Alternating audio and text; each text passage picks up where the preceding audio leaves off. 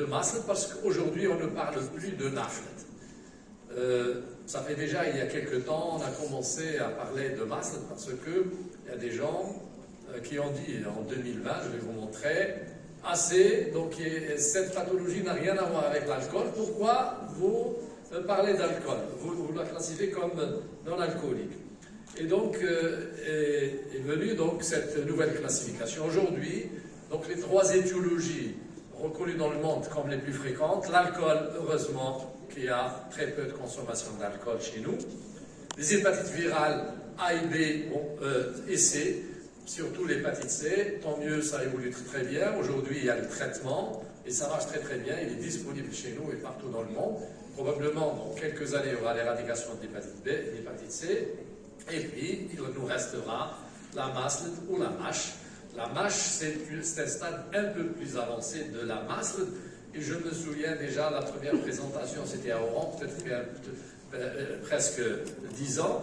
Et on a dit que, comme ça a été rapporté dans la littérature, j'invente rien, c'était la traduction. Donc la NAFL ou la NASH à l'époque, on disait, c'est la traduction du syndrome métabolique au niveau hépatique, tout simplement.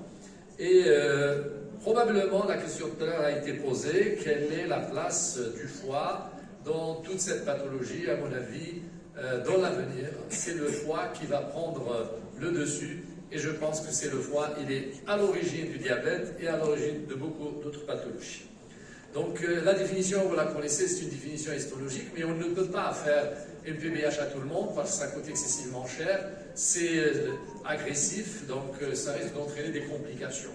Donc c'est la même chose. Donc le plus important aujourd'hui, c'est justement comment évaluer la fibrose. Et nous allons voir, est-ce que réellement il y a des moyens non invasifs qui vont nous permettre de faire le diagnostic de fibrose, parce que le risque majeur c'est la fibrose et puis l'apparition des autres complications.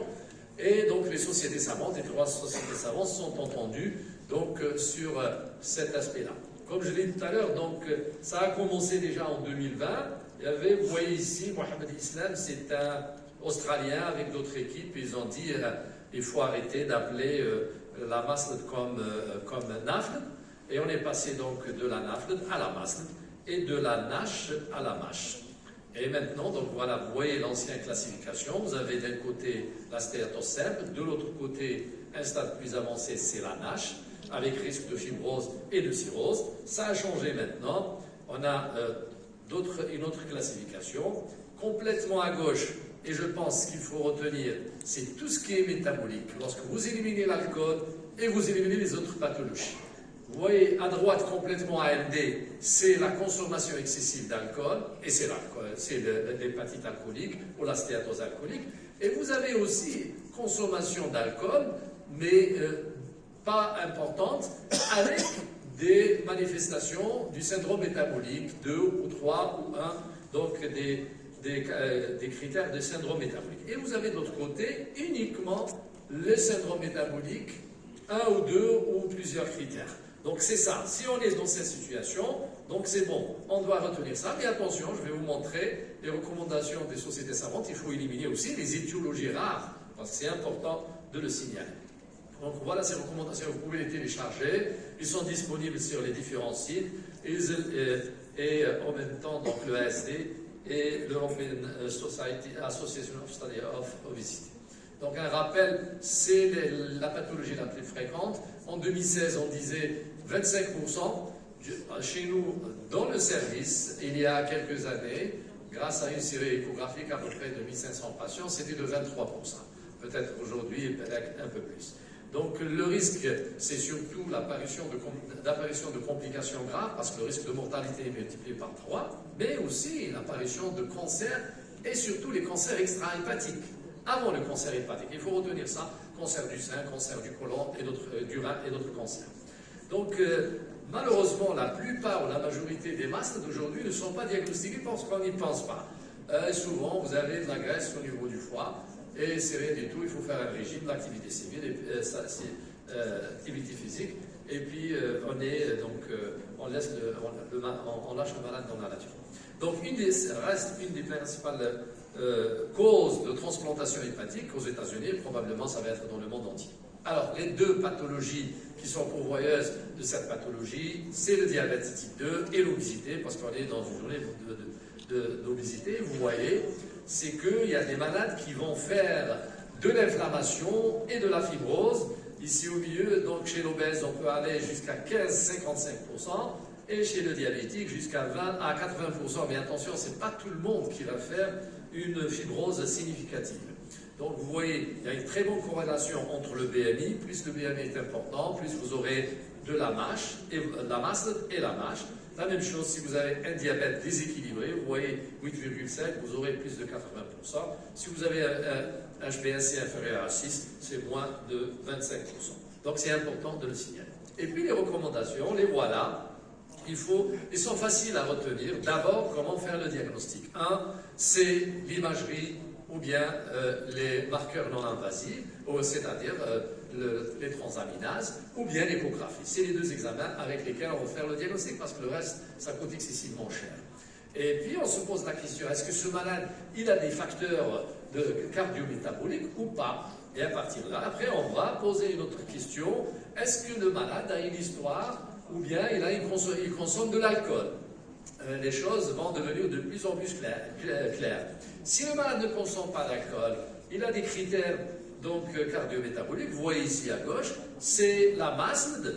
Et cette MASLD-là, ce qui est important après, c'est pas uniquement dire il a une MASLD, il a un foie brillant, là il a un foie et une hépatomégalie, mais c'est d'aller évaluer justement la fibrose. C'est le message qu'il faut retenir. Complètement à gauche, vous avez donc une stéatose hépatique, alors il faut aller évaluer la fibrose. De l'autre côté, complètement à droite, vous voyez, c'est les causes rares de stéatose, et on est obligé de les éliminer. Là, je pense que c'est le rôle donc, de l'hépato. Et puis, vous avez au milieu la consommation d'alcool. Je ne vais pas rentrer dans le détail, sur plus de 30 à 60 grammes par jour chez l'homme. Plutôt, s'il s'agit donc d'une stéatose associée donc à un syndrome métabolique, ou bien si le malade consomme plus de 60 grammes si c'est un homme, ou plus de 60 grammes par jour chez l'homme et 50 grammes chez la femme. Donc vous parlez d'éthylisme. Alors ce qui nous intéresse, parmi tout ce monde, par exemple, dans cette salle, alors donc même si on a peut-être ici dans cette salle 60% ont une masse, donc quelques-uns parmi nous certainement vont présenter, ou là ils ont déjà une mâche. Alors, comment va-t-on chercher ces mâches-là à partir de toute cette salle, tout ce monde-là? On va essayer justement, bien sûr. On ne peut pas faire un dépistage pour tout le monde, parfois c'est difficile. Donc on va sélectionner les malades qui vont faire donc, de la fibrose. Et d'après la littérature, c'est les patients âgés plus de 50 ans, donc pour les jeunes, parce que même s'il est jeune, donc on ne va pas le dépister. S'il est diabétique, c'est normal, s'il a des antécédents de cirrhose, mais surtout s'il a des critères du syndrome métabolique, surtout s'il a plus de 2, voire 3, parce que ça a été démontré. Même si le malade, s'il n'est pas diabétique, il a 3 critères du syndrome métabolique, il risque d'avoir une fibrose plus importante que le patient diabétique. En fait, l'histoire naturelle de la mâche ou de la masse est voulue sur plusieurs années. Vous voyez, on passe d'un foie normal à un foie stéatosique, puis à un stade, à une inflammation, puis donc à une fibrose, et à la fin, on arrive au stade de fibrose. Et juste avant, toute cette évolution ne dépend pas uniquement du poids ou bien du diabète, mais elle dépend aussi d'autres facteurs. Elle dépend bien sûr de la prédisposition génétique, du microbiote, de type d'activité physique, mais en même temps de type d'alimentation. Donc c'est tous ces facteurs-là qui vont conduire à la fibrose ou pas. Parce qu'il y a ce qu'on appelle des fibroseurs rapides, il y a des fibroseurs lents. Donc il y a des malades qui vont rester sans fibrose pendant toute leur vie, même s'ils ont un foie brillant. Et ce qui est important pour nous tous, surtout cliniciens, non les pathologues, aussi bien diabéto-endocrino généralistes ou internistes ou cardiologues, c'est que durant 20 ans, 30 ans, voire plus, la cause de mortalité, c'est essentiellement d'origine cardiovasculaire. Ce n'est pas hépatique. C'est à la fin de l'évolution où il y aura des problèmes hépatiques, entre autres, soit donc une décompensation d'une cirrhose, soit l'apparition d'un cancer. C'est pour cela qu'aujourd'hui les recommandations sont claires. le diabéto, l'endocrino ou l'autre spécialiste, il n'est pas là uniquement pour dépister, mais il est là pour dépister et pour prendre en charge en même temps ce malade-là. Parce qu'il faut, comme nous verrons tout à l'heure, c'est surtout le problème cardiovasculaire qui risque de porter le malade. Vous voyez ici, plus la fibrose est importante et plus le risque de mortalité hépatique est important. Encore mieux, vous voyez, il y a plusieurs stades de fibrose, F1, F2, F3, F4. En rouge, c'est F4 et vous êtes au stade de cirrhose. Et vous voyez la mortalité à 10 ans, elle augmente pratiquement progressivement. Elle est de 0% lorsque vous avez une simple stéatose pour le problème hépatique. Elle passe presque à 24%. La même chose pour les causes de mortalité extra-hépatique. Vous voyez, ça passe de 1,2% à 27,2%. Et vous voyez, pratiquement, c'est les maladies cardiovasculaires, c'est le cancer particulièrement extra-hépatique, mais aussi le cancer extra-hépatique et les autres problèmes. Donc, on se pose la question comment évaluer la fibrose. Et c'est très important, je pense qu'on peut le faire aujourd'hui.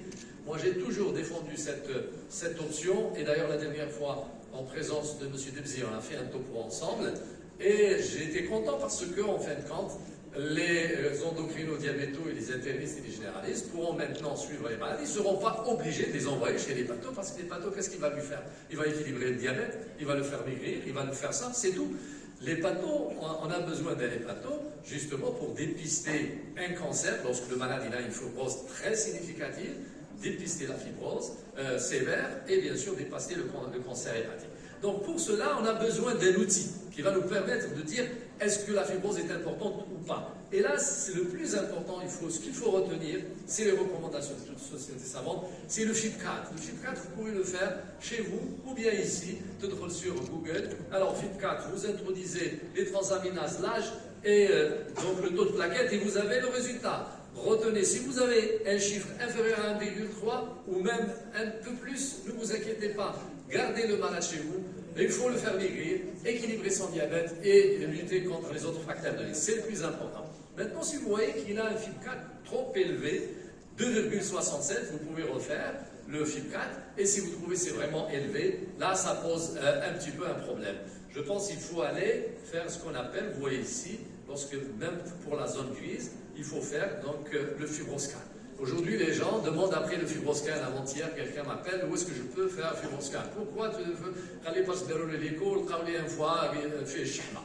Est-ce que dans le FIB4, on a FIB4? Donc c'est important, c'est du gaspillage et c'est une perte de temps. Si vous avez 8 kPa, ça veut dire moins de 8 kPa, ça concorde parfaitement avec le FIB4, c'est pas la peine d'aller loin. Donc ce qui est recommandé, c'est de revoir votre malade d'ici 1 voire 3 ans, bien sûr en lui conseillant les règles génétiques et équilibrer donc ses comorbidités.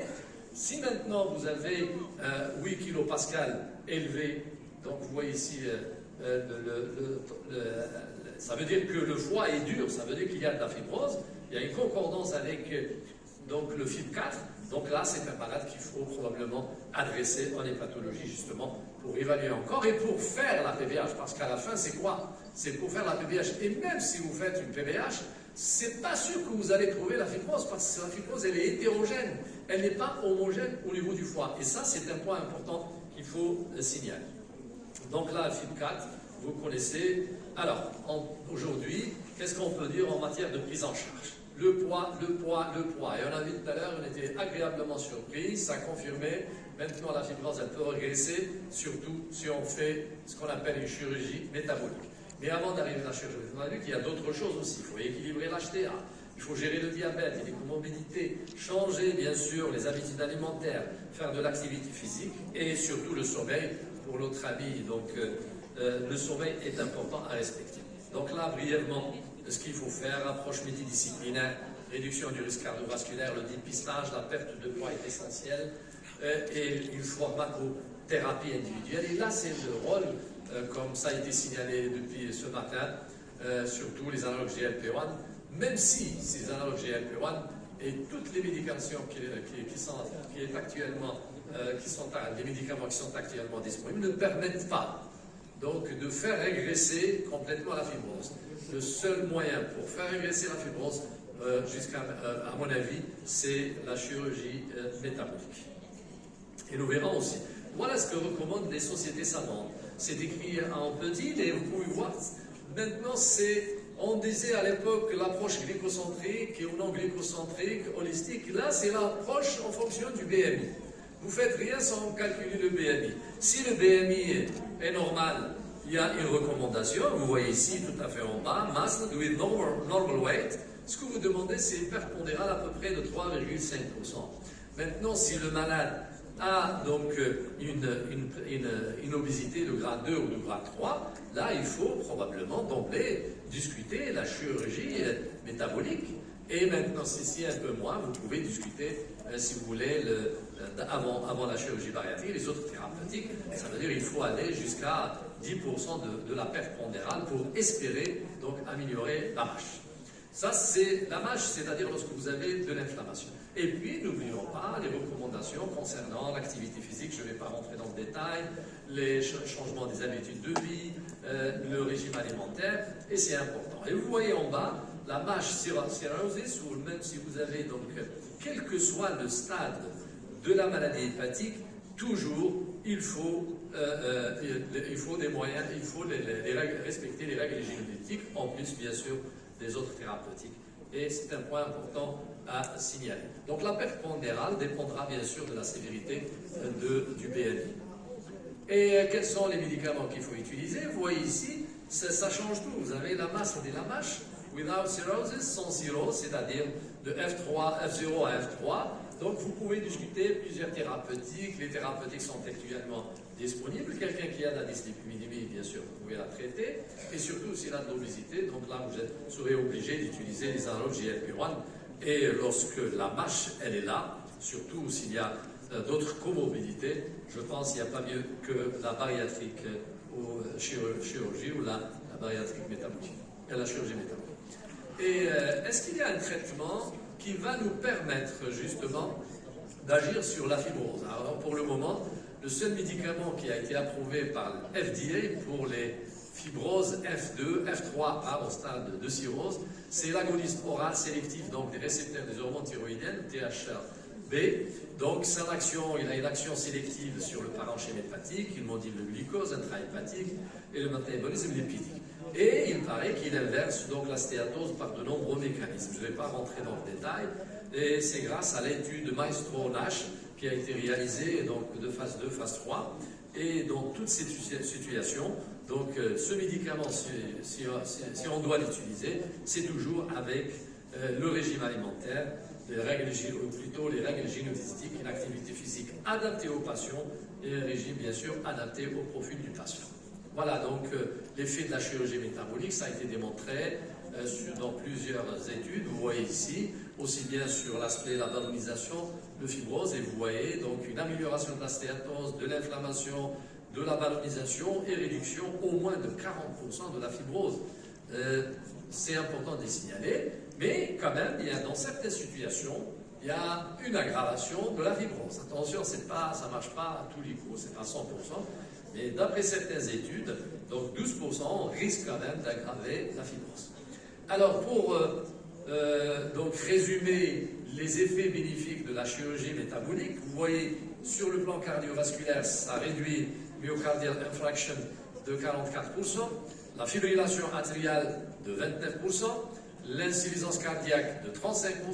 Les cancers, vous voyez, pour le cancer endométrial, c'est 62%, le cancer du sein de 44%, et j'en passe, beaucoup de cancers, donc la prévalence, l'incidence va être diminuée. Les maladies rénales, vous voyez, moins de 67%, la stéatose, la même chose, et aussi ça améliore la qualité de vie, surtout pour l'apnée du sommeil et la dépression. Sans oublier, à la fin, ça diminue aussi les dépenses de santé, et je pense que c'est intéressant de le signaler. Et j'arrive à ma conclusion pour dire que la stéatopathie métabolique est un problème de santé publique, donc il faut y penser devant tout malade, patient qui présente un syndrome métabolique, un ou deux critères, mais aussi un diabète particulièrement. C'est l'intérêt des méthodes de l'invasif, et retenir, s'il vous plaît, le FIB4, il faut le faire tout de suite. Un diagnostic précoce est important pour la prise en charge, qui doit être pluridisciplinaire, c'est important. Là, on répète souvent pluridisciplinaire, mais dans la pratique, on n'aime pas la multidisciplinarité, chacun écoute le canafou. Le traitement actuel de la mâche repose comme toujours, donc, sur les règles génétiques et le contrôle des communautés. Je vous remercie.